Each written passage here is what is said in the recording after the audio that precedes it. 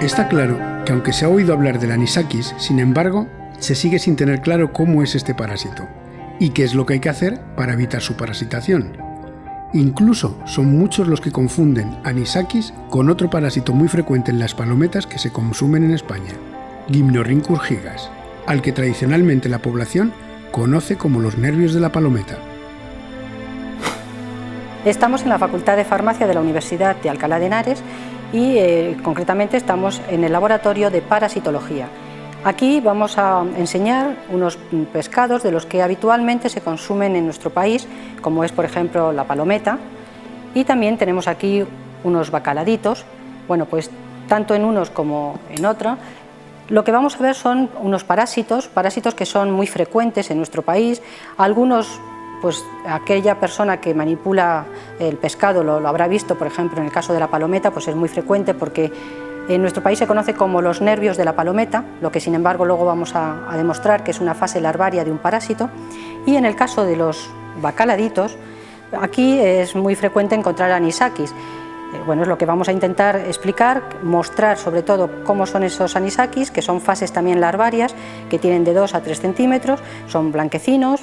Vamos a intentar ver cómo se mueven, dónde se localizan, y eso es lo que en un principio vamos a hacer. Tenemos aquí un bacaladito, su nombre es genérico, es Micromesitius, y vamos a hacer un corte en todo lo que es la cara ventral.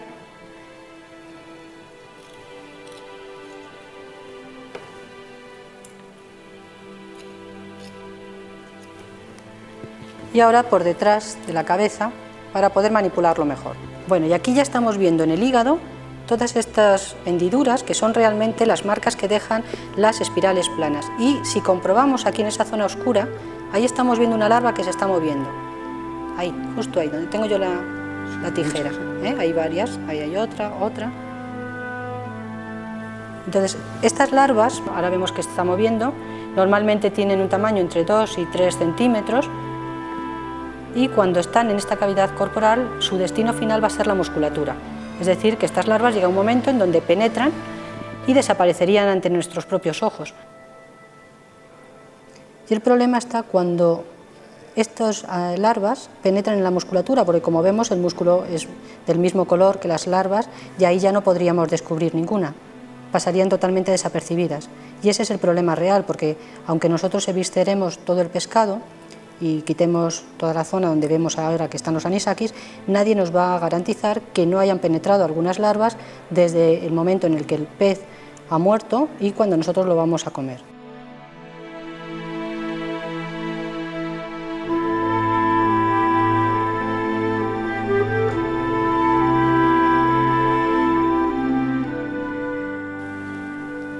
Vamos a ir retirando algunas de estas larvas que están en esta cavidad corporal. Ahí vemos. Y la depositamos en esta placa Petri donde hemos colocado la solución fisiológica. Incluso ahí se puede apreciar el movimiento que tiene.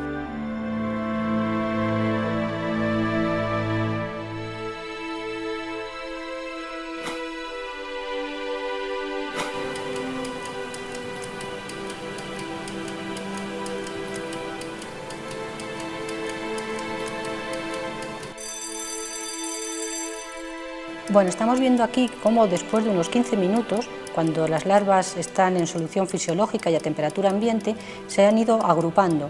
Ellas solas van formando como unas verdaderas pelotas, y esto mismo es lo que ocurriría en el caso del estómago del hombre cuando esta persona haya ingerido un pescado contaminado con varias larvas. Es decir, las larvas tienden a agruparse. Entonces se van a formar unos granulomas alrededor de las mismas, y son los que se conocen como granulomas eosinofílicos.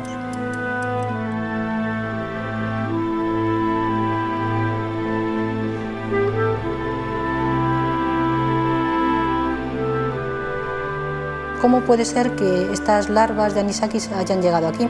Es muy sencillo, esto se basa en una cadena alimenticia en el mar. Por ejemplo, este bacaladito pues tiene que haber ingerido algún tipo de pequeño crustáceo alguna gamba. Vamos a ver si aquí...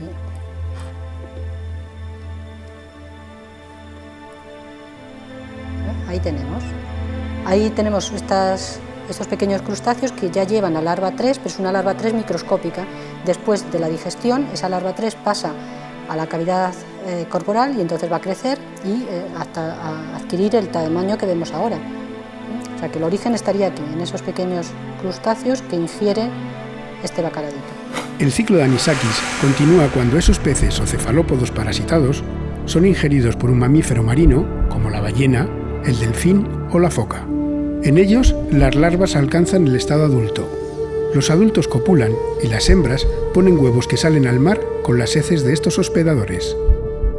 En el mar, los huevos embrionan y de ellos sale una larva microscópica que va a ser ingerida por un crustáceo. Como acabamos de ver, esos pequeños crustáceos son el alimento de muchos peces y cefalópodos que resultan, tras su ingestión, parasitados.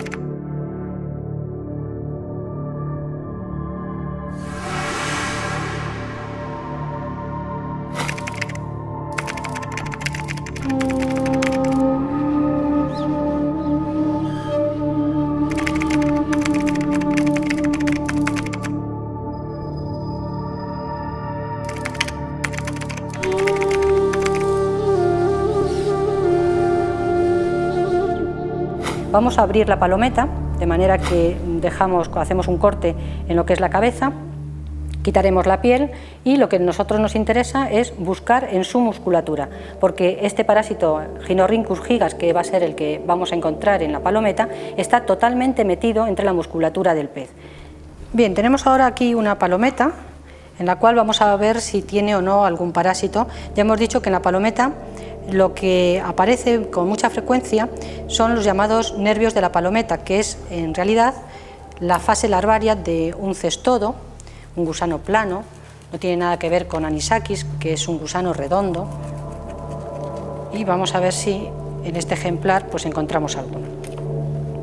Generalmente aparece en esta parte más cercana a la cabeza, es donde se suele encontrar una especie de vesícula. Una vesícula de la que parte una región posterior que podríamos decir, por compararlo de alguna forma, que serían como pequeños espaguetis que se van metiendo entre la musculatura. Son blanquecinos y de ahí que se le haya dado esa denominación de nervios de la palometa. Bueno, estamos viendo cómo en esta parte anterior de la palometa ahí aparece una vesícula. Esta es la parte principal de este parásito de Gynorhynchus gigas, pero es difícil extraerlo sin que se rompa. De hecho, bueno, pues ahí tenemos un trocito, pero vemos que se continúa.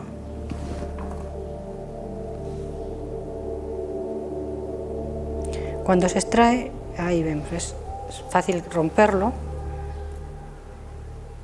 porque está totalmente metido.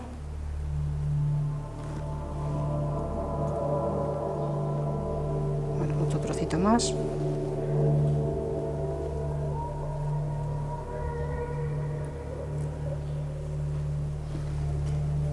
Bueno, probablemente si nosotros mirásemos más abajo encontraríamos algún trozo más.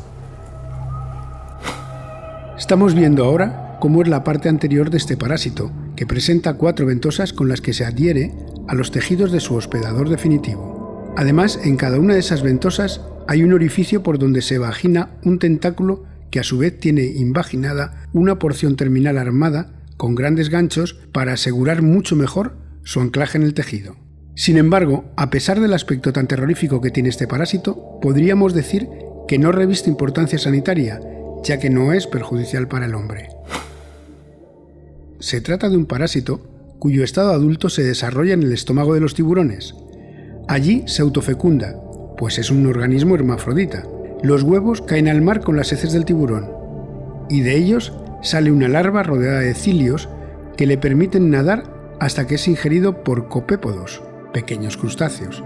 A su vez, estos son el plato preferido de las palometas, que al ingerirlos se infectarán con el parásito que crece extraordinariamente en su musculatura.